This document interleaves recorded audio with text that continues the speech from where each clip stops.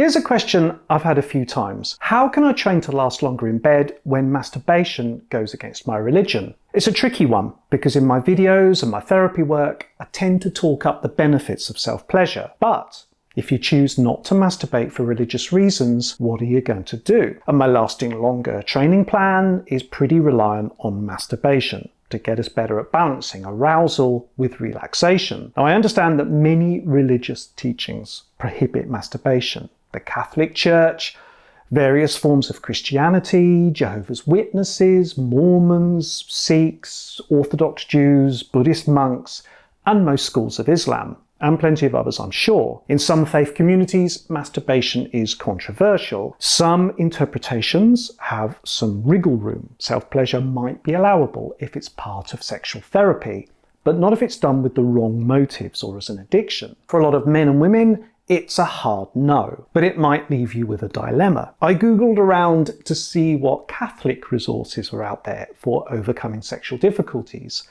and I didn't find anything very specific. Some general guidance to appreciate the body and the function we've been given, imperfect as it is, and I can't argue with that. Islamic forums were more upfront, I have to say.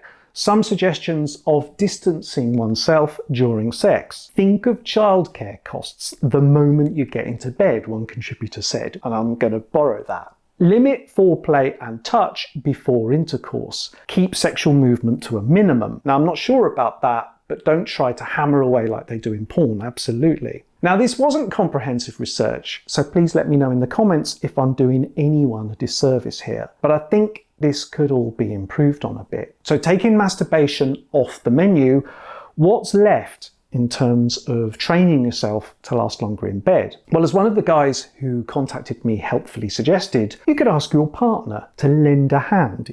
In many ways, this is better than solo training. You're getting more used to a longer duration of arousal in the presence of your partner without the pressure and the anticipation of intercourse. That's time well spent right there. My understanding is that for most faiths, any activity done with one's partner or spouse isn't considered masturbation. Okay, so this might not fly with the more procreation-leaning faiths, but if your partner helping out leads to more satisfying intercourse, maybe that's acceptable. If your partner is willing, but you're not sure, take advice by all means. And you can probably tell, I'm trying not to contravene anyone's beliefs here. Another thing you can certainly do is disconnect from watching porn.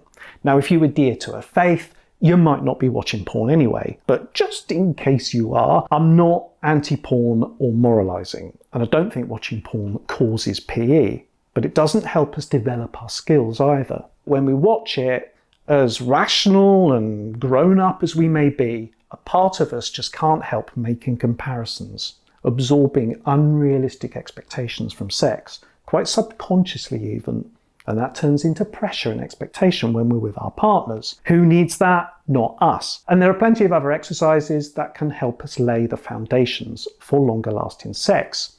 Kegels, releasing tension in our lower bodies. The cool down breath technique, doing these things in our day-to-day to get used to feeling the benefits. Getting our latent stress levels down goes a long way too. And the things we can do during sex, of course. Go for round 2 when you have much less pent-up tension.